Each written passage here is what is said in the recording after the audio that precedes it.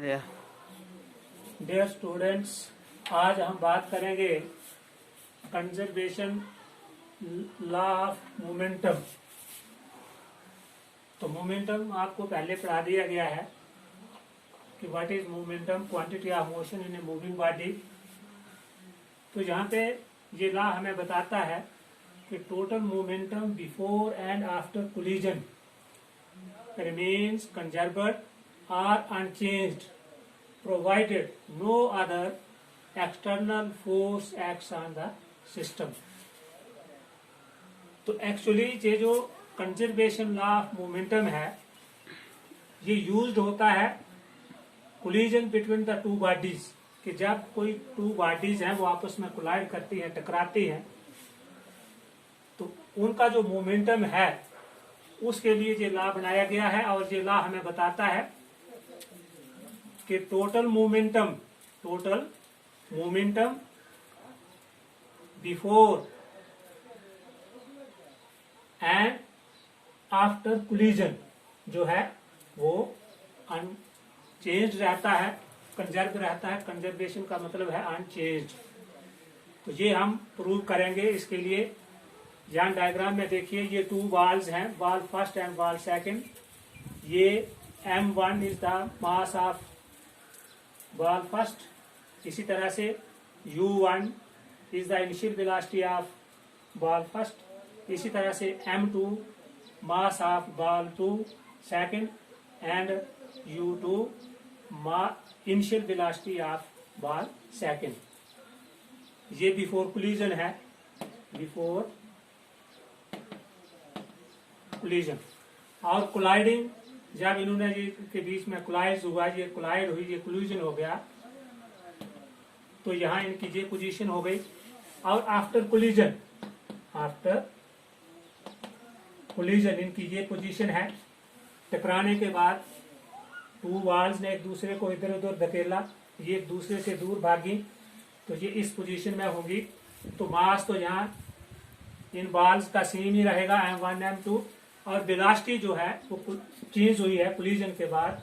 यहाँ initial velocity u1 थी, ये इसी गेंद की, फर्स्ट गेंद की फाइनल वेलोसिटी v1 हो गई। इसी तरह से ये सेकंड बॉल है, इसकी इनिशियल वेलोसिटी u2 थी और फाइनल वेलोसिटी आफ्टर कोलिजन हो गई v2। ये आप समझ रहे हैं। तो ये हमने प्रूव करके बताना है कि collision total momentum before collision and total momentum after collision in two balls का वो कांस्टेंट रहता है, अनचेंज रहता है, यानी कंजर्वेड रहता है। तो आइए in case of ball first, ये जो बॉल फर्स्ट है इसकी बात करें, इसके मोमेंटम की। तो इनिशियल मोमेंटम p1 होगा, मास इनटू ये m1 u1, ये आप देख रहे हैं, समझ चुके हैं। इसी तरह से इसी फर्स्ट बॉल का ये जो फर्स्ट गेंद है हमारे पास, इसका फाइनल मोमेंटम m1 और v1, ये फाइनल मोमेंटम।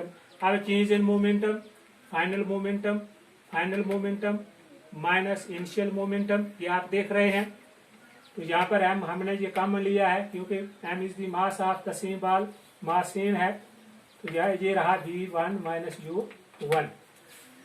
अब समय के साथ जो है इसमें परिवर्तन हुआ है, ये मोमेंटम जो है वो चेंज हुआ है। तो rate of change of momentum हो जाएगा हमारे पास ये change in momentum upon time t, ये हो गया। अब सेकंड लॉ को याद करो जरा। According to second law of motion, जिसमें हमें बताता है कि applied force is directly proportional to the rate of change of momentum. This is the rate of change of momentum.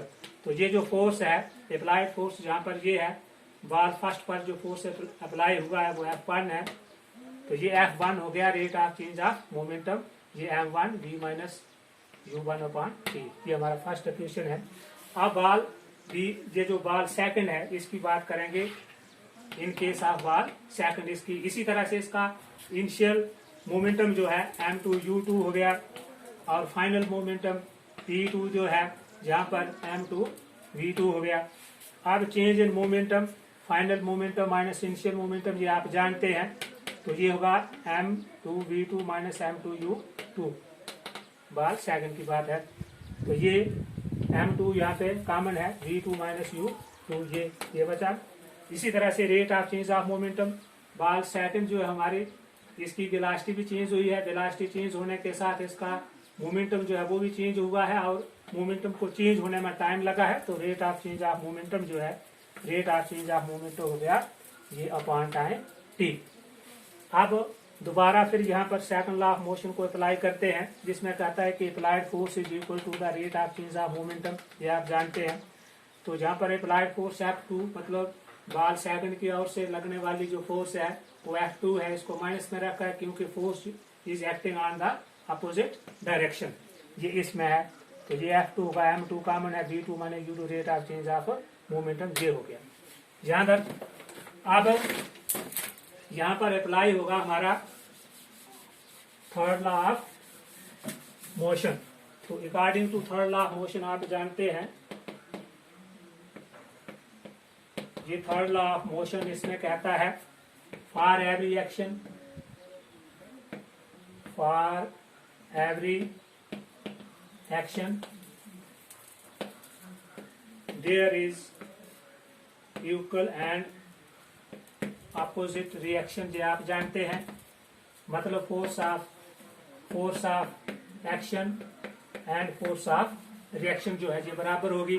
Force action इधर से ये रिएक्ट हुआ है, दूसरी ओर से टकराव हुआ है, कोलिजन हुआ है, तो ये F1 जो है वो इसके बराबर, ये हमें थर्ड लॉ ऑफ न्यूटन ये हमें बताता है।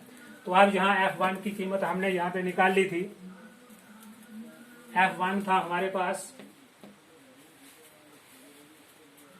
F1 है rate of change of momentum, rate of change of momentum. जहां पर इक्वेशन फर्स्ट थी हमारी, इसके बराबर था वो M1 मास, ये होगा V1 माइनस U1 ओपान T के बराबर है। और F2 हमारे पास M2 V2 minus U2 ओपान T के बराबर है। यहाँ पर आप देख रहे हैं ये टाइम T ये कैंसिल आउट हो जाएगा, हमारे पास बचा M1 V minus U1 equal to V2 minus U2।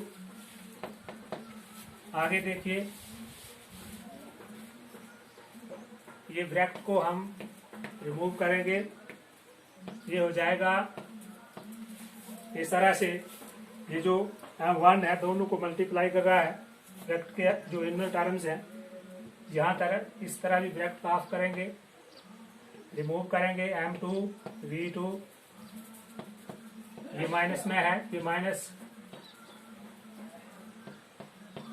ये F2 माइनस में है, माइनस माइनस यहाँ प्लस M2 U2। अब जो लाइक टर्म्स हैं उनको हम एक और करेंगे, ट्रांसपोज करने पर ये बनेगा M1 V1, ये यहाँ पर माइनस का है, साइड चेंज करने पे plus M2 V2 equal to, इसी तरह से इसको करेंगे, ये बन जाएगा M1 U1 plus M2 U2। तो यहाँ पर आप देख रहे हैं M1 V1 plus M2 V2, M1 V1 plus M2 V2, this one is the total momentum after collision of बाल फर्स्ट एंड सेकंड। ये हो गया, ये आप देख रहे हैं, ये है टोटल मोमेंटम आफ्टर कोलिजन। और यहाँ इसको देखें, ये है टोटल मोमेंटम बिफोर कोलिजन। ये यहाँ ऊपर हमने साफ लिखा हुआ है, जो डेफिनेशन हमें बता रही है कि collision total momentum before collision and total momentum after collision जो है वो सेम रहता है, अनचेंज रहता है, जो इक्वल है, सेम है, इसमें कोई चेंज नहीं आई है। तो इस तरह से ये हमारा कंजर्वेशन लॉ ऑफ मोमेंटम ये हमने यहाँ पे किया प्रूफ। ये हमने प्रूफ करके दिया। तो ध्यान से इसको आपने देखना है, ये बहुत इंपॉर्टेंट है इन फिजिक्स। उम्मीद है कि आप ये अच्छी तरह से ध्यान दे के इसको अटेंटिव तरीके से करेंगे। थैंक्स।